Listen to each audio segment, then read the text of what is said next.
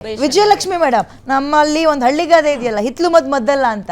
ನಮ್ಮಲ್ಲಿದ್ದಂತಹ ಯೋಗ meditation ಇಡೀ ಪ್ರಪಂಚಕ್ಕೆಲ್ಲ ಗೊತ್ತಾಗ್ತಾ ಇದೆ ಅದ್ರ ವ್ಯಾಲ್ಯೂ ಏನು ಅಂತ. ಬಟ್ ನಮಗೆ ಮಾತ್ರ ಬೇಡ. ನಮಗೆ ಏನಿದ್ರು ಸಡನ್ ಆಗಿ ಒಂದು ಅರ್ಧ ಗಂಟೆ ಹೋಗಿ ಬೆವರು ಸುರಿಸ್ ಬರೋ ಜಿಮ್ ಬೇಕು, ಅಥವಾ ರಾತ್ರಿ ಇಡೀ ಮೊಬೈಲ್ ಬೇಕು ನೋಡ್ಕೊಂಡು ಕೂರಕ್ಕೆ. ಸೊ ಈ ಹಾರ್ಟ್ ಅಟ್ಯಾಕ್ಗೂ ಒತ್ತಡವನ್ನು ದೂರ ಮಾಡೋದಕ್ಕೂ ಆ್ಯಂಡ್ ಈ ಮೆಡಿಟೇಷನ್ ಯೋಗಕ್ಕೂ ಯಾವ ರೀತಿಯ ಲಿಂಕ್ ಇದೆ ಹೇಳ್ಬಿಡಿ. ಅತ್ಯಂತ ಪ್ರಮುಖವಾದಂತ ಕೇಳಲೇಬೇಕಾದಂತ ಪ್ರಶ್ನೆಯನ್ನ ಕೇಳಿದಿರಿ. ಹಾಗಾಗಿ ನಾನು ಇದನ್ನ ಸರಿಯಾಗಿ ಉತ್ತರ ಕೊಡ್ಲೇಬೇಕು. ಯಾಕಂದ್ರೆ ಇತ್ತೀಚೆಗೆ ಅಷ್ಟೇ ಲಕ್ನೋನಲ್ಲಿ ಕಾರ್ಡಿಯಾಲಜಿಕಲ್ ಸೊಸೈಟಿ ಕಾನ್ಫರೆನ್ಸ್ ಆದಾಗ 3,000 ಜನ ಕಾರ್ಡಿಯಾಲಜಿಸ್ಟ್ ಮುಂದೆ ನಾನು effect of divine intervention on cardiovascular outcomes ಅಂತ ಹೇಳಿದೆ. ಡಿವೈನ್ ಇಂಟರ್ವೆನ್ಷನ್ ಅಂದ್ರೆ ನಾನು ಸ್ಪಿರಿಚುವಲ್ ತಗೊಳ್ಳೋದ್ ಬಿಟ್ಟು ಯೋಗ ಧ್ಯಾನವನ್ನ ತಗೊಂಡೆ. ನಮ್ಮ ಯೋಗ ಧ್ಯಾನ ಇದೆ ಅಲ್ಲ, ಅದು ಸಂಪೂರ್ಣ ಆರೋಗ್ಯ ಅಂದ್ರೆ ದೈಹಿಕ, ಮಾನಸಿಕ, ಸಾಮಾಜಿಕ ಎಲ್ಲಾ ಪರಿಸರ ಎಲ್ಲದಕ್ಕೂ ಒಂದು ಉತ್ತಮವಾದಂತಹದ್ದು ಯೋಗ ಮತ್ತು ಧ್ಯಾನ.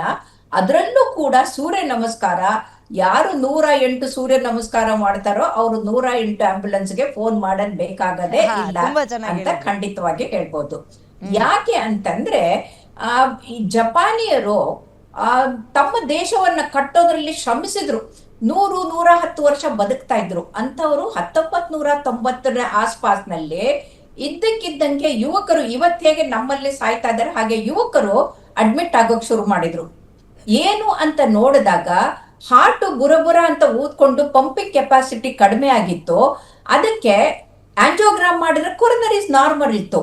ನಾರ್ಮಲ್ ಕೊರನರಿ ಇಟ್ಕೊಂಡು ಹಾರ್ಟ್ ಪಂಪಿಂಗ್ ಕಡಿಮೆ ಆಗಿದೆಯಲ್ಲ ಏನಂತ ಪರೀಕ್ಷೆ ಮಾಡಿದ್ರೆ ಅವ್ರಿಗೆಲ್ಲರಿಗೂ ಕೂಡ ಒಂಥರ ಕೋಪ, ತಾಪ, ಡಿಸ್ಗಸ್ಟು ಅಂದ್ರೆ ನೆಗೆಟಿವಿಟಿ, ನಕಾರಾತ್ಮಕತೆಗಳು ತುಂಬಿಕೊಂಡು ಅವರು ತುಂಬಾ ಮಾನಸಿಕ ಒತ್ತಡದಲ್ಲಿ ಇದ್ದಾರೆ ಅನ್ನೋದು ಗೊತ್ತಾಯ್ತು. ಆಗ ಅವ್ರು ಮಾಡಿದ್ದೇನು ಅಂದ್ರೆ, ನಮ್ಮ ಭಾರತದ ಮಹರ್ಷಿ ಅವರು ಇದನ್ನ ಟ್ರಾನ್ಸೆಂಡೆಂಟಲ್ ಮೆಡಿಟೇಷನ್ ಅಂದ್ರೆ ಮಂತ್ರ ಕೊಟ್ಟು 20 ನಿಮಿಷ ಅವರು ದೇವರ ಧ್ಯಾನವನ್ನ ಮಾಡೋ ಹಾಗೆ ಮಾಡಿ ನೋಡಿದಾಗ 72 ಗಂಟೆಯಲ್ಲಿ ಹಾರ್ಟ್ ಪಂಪಿಂಗು 10-15% ಇದ್ದಿದ್ದು 50, 60, 70ಕ್ಕೆ ವಾಪಸ್ ಬಂದ್ಬಿಡ್ತು. ಆಗ ಇಡೀ ವಿಶ್ವವೇ ಕಣ್ಣು ಬಿಟ್ಕೊಂಡ್ಬಿಟ್ಟು ಯೋಗ ಧ್ಯಾನದ ಮಹತ್ವವನ್ನ ಅರ್ಥಕೊಂಡು ಅವ್ರು ಕಲಿತಾ ಇದ್ದಾರೆ. ನಾನು ಒಂದ್ಸಲ ಹೋಗ್ಬೇಕಾದ್ರೆ ಫ್ರಾಂಕ್ಫರ್ಟ್ ಏರ್ಪೋರ್ಟ್ ಅಲ್ಲಿ ನಿದ್ರೆ ಮಾಡ್ತಾ ಇದ್ದೀನಿ, ಕಣ್ ಬಿಡ್ತಾ ಇದ್ದಂಗೆ ಒಬ್ಳು Russian, oh I love India ಅಂದ್ಲು. ನಾನ್ ಥ್ಯಾಂಕ್ ಯು ಅಂದೆ. ಐ ಲವ್ ಇಂಡಿಯನ್ ಕಲ್ಚರ್ ಅಂದ್ಲು, ಥ್ಯಾಂಕ್ ಯು ಅಂದೆ. ಐ ಲವ್ ಇಂಡಿಯನ್ ಫುಡ್ ಅಂದ್ಲು, ಥ್ಯಾಂಕ್ ಯು ಅಂದೆ. ಮುಂದೆ ಏನಂತಾಳು ಅಂತ ನೋಡಿದ್ರೆ ಅವಳು ಡು ಯು ನೋ ಸೂರ್ಯ ನಮಸ್ಕಾರ, ವಿಲ್ ಯು ಟೀಚ್ ಮಿ ಅಂತ. ಫ್ರಾಂಕ್ಫರ್ಟ್ ಏರ್ಪೋರ್ಟ್ ಅಲ್ಲಿ ರಷ್ಯನ್ ಹುಡುಗಿಗೆ ಆನ್ಗೆ ನಾನು ಈ ಸೂರ್ಯ ನಮಸ್ಕಾರವನ್ನ ಕಲ್ಸ್ಕೊಟ್ಟಿದ್ದೀನಿ. ಯಾಕಂದ್ರೆ ಸೂರ್ಯ ನಮಸ್ಕಾರದಲ್ಲಿ 12 ಆಸನಗಳಿದೆ. ತಲೆಯಿಂದ ಕಾಲಿನವರೆಗೂ ಎಲ್ಲದಕ್ಕೂ ಇದು ಸಿಕ್ಕತ್ತೆ. ಇದು ಶರೀರವನ್ನ ಸಪ್ಪಲಾಗಿಡುತ್ತೆ, ಸ್ಟಾಮಿನಾ ಹೆಚ್ಚಾಗತ್ತೆ, ಮನಸ್ಸಿನ ಕಾನ್ಸಂಟ್ರೇಷನ್ ಹೆಚ್ಚಾಗತ್ತೆ. ಆಮೇಲೆ ಸೂರ್ಯ ಕಿರಣ ಬಿದ್ದು ನಮ್ಗೆ ವೈಟಮಿನ್ ಡಿ ಉತ್ಪತ್ತಿ ಆಗಿ, ಆ ವೈಟಮಿನ್ ಡಿ ಉತ್ಪತ್ತಿ ಆಗೋದ್ರಿಂದ ನಮ್ಗೆ ಹಾರ್ಟ್ ಅಟ್ಯಾಕ್ ಆಗೋದು ಕೂಡ ಕಡಿಮೆ ಆಗುತ್ತೆ. Sorry for the interrupt. ಇನ್ನೊಂದು ಹೇಳ್ಬಿಡಿ, ಸೂರ್ಯ ನಮಸ್ಕಾರವನ್ನ ಬೆಳಗಿನ ಜಾವ ಮಾಡ್ರಿ, ಮನೆ ರೂಮ್ ಒಳಗ್ ಮಾಡ್ಬೇಡಿ ಮ್ಯಾಟ್ ಹಾಕೊಂಡು. ಅಂಡ್ ಸೂರ್ಯ ನಮಸ್ಕಾರ ಮಾಡ್ಬೇಕಾದ್ರೆ ಹೆಡ್ಫೋನ್ ಹಾಕೋಬೇಡಿ. ಮನಸ್ಸನ್ನ ಶಾಂತವಾಗಿ ಇಟ್ಕೊಳ್ಳಕ್ಕೆ ಉಸಿರಾಟವನ್ನ ನೀವು ಉಪಯೋಗಿಸ್ಬೇಕು ಅನ್ನೋದನ್ನ ಒಂದ್ ಸ್ವಲ್ಪ ನೀವು ಹೇಳ್ಬೇಕು ಜನರಿಗೆ. ಸೂರ್ಯ ನಮಸ್ಕಾರ 108 ಅಲ್ಲ 200 ಸಲ ಮಾಡ್ತಿರ್ಬೇಕಾದ್ರೆ ತಲೆಯಲ್ಲಿ ಕಿವಿಯಲ್ಲಿ ಹೆಡ್ಫೋನ್ ಇರುತ್ತೆ, ರೂಮ್ ಒಳಗ್ ಮಾಡ್ತಾರೆ. ನೀವೇ ಸರ್ವಜ್ಞ ಆಗಿರೋದ್ರಿಂದ ನೀವೇ ಹೇಳ್ಬಿಟ್ರೆ ಇನ್ನೂ ವಾಸಿ ಅಂತ ಅನ್ಸುತ್ತೆ ನನಗಿಂತಲೂ. ಆಯ್ತು, ಈಗ ಏನಂತಂದ್ರೆ ಸೂರ್ಯ ನಮಸ್ಕಾರ ಮಾಡ್ಬೇಕಾಗೋದು ಸೂರ್ಯ ಕಿರಣದಲ್ಲಿ, ಚಂದ್ರ ನಮಸ್ಕಾರ ಮಾಡ್ಬೇಕಾಗಿದ್ದು ಸಾಯಂಕಾಲದಲ್ಲಿ. ಸೂರ್ಯ ನಮಸ್ಕಾರ, ಚಂದ್ರ ನಮಸ್ಕಾರ ಎರಡೂ ಕೂಡ ಬಹಳ ಮುಖ್ಯ. ಆಮೇಲೆ ಈ ಧ್ಯಾನ ಮಾಡೋದ್ರಲ್ಲಿ ನಾವೇನು ಋಷಿಮುನಿಗಳ ಸಂತರ ಅಲ್ಲಿ ಹೋಗಕ್ ಹೆಂಗ್ ಮಾಡಕ್ಕಾಗತ್ತೆ ಅಂತ, ಅದ್ರಲ್ಲಿ ಈಗ ಎಂ ಅಂತಾರೆ, ಮಂತ್ರ ಮೆಡಿಟೇಷನ್ ಅಂತ ಇಡೀ ಜಗತ್ತೇ ಮಾಡಕ್ ಶುರು ಮಾಡಿದ್ದಾರೆ. ಅಂದ್ರೆ ನಾವು ಹಳೆ ಕಾಲದಲ್ಲಿ ನಮ್ಮ ಅಜ್ಜ ಅಜ್ಜಿ ಜಪ ಮಾಡ್ತಾ ಇದ್ರಲ್ಲ ಹಾಗೆ. ಆ ಮಂತ್ರ ಅಂದ್ರೆ ಸಿಂಪಲ್ ಒಂದು ಪದವನ್ನ, ದೇವ್ರದ್ದು ಓಂ ಅನ್ನೋದನ್ನ ಹೇಳ್ತಾ ಹೋದಾಗ, ಇವತ್ತು ನಿಮ್ಹ್ಯಾನ್ಸ್ ಅಲ್ಲಿ ಸ್ಟಡಿ ಮಾಡಿ ನೋಡಿದ್ದಾರೆ, ಈ ಲಿಂಬಿಕ್ ಸಿಸ್ಟಮ್ಗೆ ಬ್ಲಡ್ ಸಪ್ಲೈ ಕಡಿಮೆ ಆಗಿ ಅವರಿಗೆ ಆ ನೆಗೆಟಿವಿಟಿ ಎಲ್ಲ ಕಡಿಮೆ ಆಗಿ ಕೋಪ ತಾಪ ಕಡಿಮೆ ಆಗುತ್ತೆ ಅಂತ ಗೊತ್ತಾಗಿದೆ. ಹಾಗಾಗಿ ವೈಜ್ಞಾನಿಕವಾಗಿ ಆರೋಗ್ಯಕ್ಕಾಗಿ ಅತ್ಯಂತ ಉತ್ಕೃಷ್ಟವಾದಂತ ವ್ಯಾಯಾಮ ಯಾವುದಾದ್ರೂ ಇದ್ರೆ ಅದು ಯೋಗ ಮತ್ತೆ ಧ್ಯಾನ.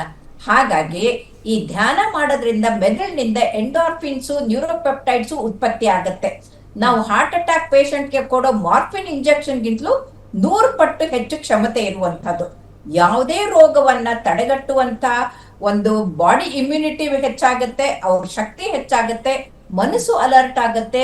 ಒನ್ ವಿತ್ ದ ಯೂನಿವರ್ಸ್ ಅಂದ್ರೆ ಇಡೀ ಯೂನಿವರ್ಸ್ ಜೊತೆಗೆ ಒಂದಾಗಿರೋದ್ರಿಂದ ಆ ಕಾಸ್ಮಿಕ್ ಎನರ್ಜಿ ಅವರಲ್ಲಿ ಬಂದ್ಬಿಡುತ್ತೆ.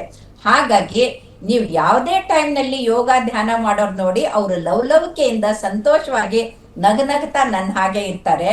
ಇದನ್ನ ನಮ್ಮ ಜನರು ಕಲ್ತ್ಕೊಂಡಿದ್ದೇ ಆದ್ರೆ ಈ ಮೊಬೈಲ್ ಹುಚ್ಚು ಹೊಟ್ಟೋಗುತ್ತೆ, ಅದ್ರ ಜೊತೆಗೆ ಆರೋಗ್ಯ ಚೆನ್ನಾಗಾಗತ್ತೆ. ಈಗ ತಾನೇ ಇವರೆಲ್ಲರೂ ಇಷ್ಟು ಚೆನ್ನಾಗಿ ಅದ್ಭುತವಾಗಿ ಮಾತಾಡಿದ್ರು. ಆವಾಗ ನನಗೆ 2 ಇನ್ಸಿಡೆಂಟ್ಸ್ ನೆನಪಾಯ್ತು. ಒಂದು, ಮೊಬೈಲ್ ನ ಕಿತ್ಕೊಂಡಿದ್ದಕ್ಕೆ ಒಂದು ಹುಡುಗಿ ಸೂಯಿಸೈಡ್ ಮಾಡ್ಕೊಂಡ್ಲು. ಇನ್ನೊಂದು, ಮೊಬೈಲ್ ನ ಬಿಡು ಅಂತ ತಾಯಿ ಹೇಳಿದ್ದಕ್ಕೆ ಕಲ್ಲು ಹೊಡೆದು ತಾಯಿಯನ್ನೇ ಸಾಯಿಸಿದ್ರು. ಇವೆರಡು ದುರಂತವನ್ನ ನೋಡ್ಕೊಂಡ್ರೆ ಈ ತಾಯಂದ್ರು, ತಂದೆ ತಾಯಂದ್ರು ಮಕ್ಕಳಿಗೆ ಮೊಬೈಲ್ ಕೊಟ್ಟು ಎಷ್ಟು ಕೆಡಿಸ್ತಾ ಇದ್ದಾರೆ, ತಮ್ಮ ಮಕ್ಕಳನ್ನ ತಾವೇ ಅಡ್ಡದಾರಿ ಕರ್ಕೊಂಡು ಹೋಗ್ತಾ ಇದ್ದಾರೆ ಅಂತ ಅನ್ನೋದನ್ನ ನೆನ್ಪಿಟ್ಕೊಳ್ಬೇಕು. ದಯವಿಟ್ಟು ನಿಮ್ಮ ಈ ಕಾರ್ಯಕ್ರಮದ ಮುಖಾಂತರ ಎಲ್ಲರಿಗೂ ಕೇಳ್ಕೊಳ್ಳೋದು ಏನಂತಂದ್ರೆ, ನಾವು ಹುಟ್ಟೋದು ಮನುಷ್ಯರಾಗಿ ಹುಟ್ಟೋದೇ ಅಪರೂಪ. ಮನುಷ್ಯರಾಗಿ ಹುಟ್ಟಿದಾಗ ಸಾರ್ಥಕ ಜೀವನ ನಡೆಸ್ಬೇಕಂದ್ರೆ ನಮ್ಮ ಮನಸ್ಸು, ನಮ್ಮ ಶರೀರ, ನಮ್ಮ ವಿಚಾರ ಎಲ್ಲವೂ ಕೂಡ ಉತ್ತಮವಾಗಿರ್ಬೇಕು. ಅದು ಇರ್ಬೇಕು ಅಂತಂದ್ರೆ ಯೋಗ, ಧ್ಯಾನ, ಬದುಕುವ ರೀತಿ, ಪಾಸಿಟಿವ್ ಥಿಂಕಿಂಗ್ ಬಹಳ ಮುಖ್ಯ. ಓಕೆ ಓಕೆ, ಧನ್ಯವಾದ ಮೇಡಮ್ ಇಷ್ಟೊತ್ತು ಕಾರ್ಯಕ್ರಮದಲ್ಲಿ ಇದ್ದದಕ್ಕೆ. ಮೇಡಮ್, ಲಾಸ್ಟ್ 1 ಮಿನಿಟ್ ಕೇಳ್ಬಿಡ್ತೀನಿ. ನಮ್ಮಲ್ಲಿ ಮಗು ಹುಟ್ಟಿದಂತಹ ಮಗುವಿಗೂ ಕೂಡ ಒಂದೊಂದು ಟೈಮ್ ಟೇಬಲ್ ಅಂತ ರೆಡಿ ಮಾಡ್ತೀವಿ. ಅಂದ್ರೆ ಇದು ಊಟದ ಸಮಯ, ಇದು ಮಲಗುವ ಸಮಯ, ಇದು ಆಟದ ಸಮಯ ಅಂತ.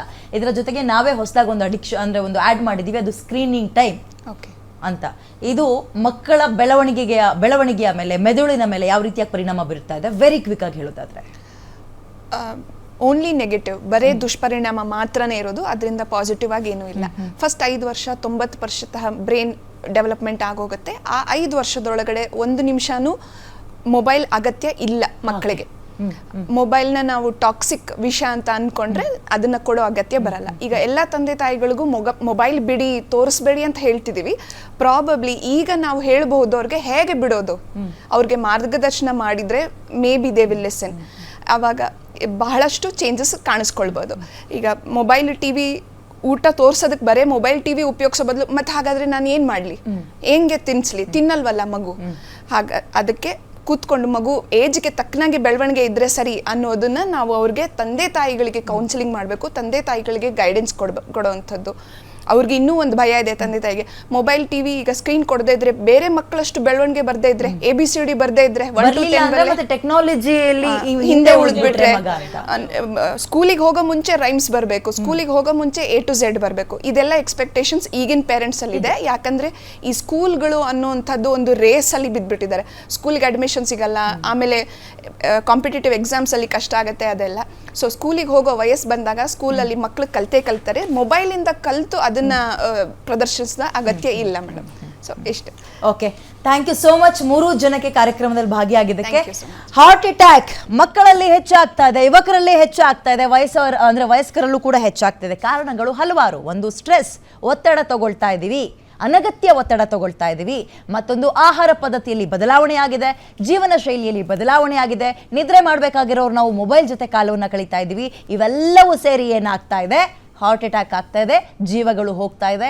ಇದನ್ನ ಬದಲಾಯಿಸ್ಕೊಳ್ಳಿ ಅಂತ ಡಾಕ್ಟರ್ ವಲಯ ಪದೇ ನಮಗೆ ಅಲಾರಾಮಿಂಗ್ ರೀತಿಯಲ್ಲಿ ಎಚ್ಚರಿಕೆಯನ್ನು ಕೊಡ್ತಾ ಇದ್ದಾವೆ. ಈಗಲೂ ಕೂಡ ಕಾಲ ಮಿಂಚಿಲ್ಲ, ಈಗಿನಿಂದಲೇ ಬದಲಾಗೋಣ ಅಂತ ಹೇಳ್ತಾ ಕಾರ್ಯಕ್ರಮ ಮುಗಿಸ್ತಾ ಇದ್ದೀನಿ. ನೋಡ್ತಾರೆ ಗ್ಯಾರಂಟಿ ನ್ಯೂಸ್, ಖಚಿತ ನ್ಯಾಯ ನಿಶ್ಚಿತ.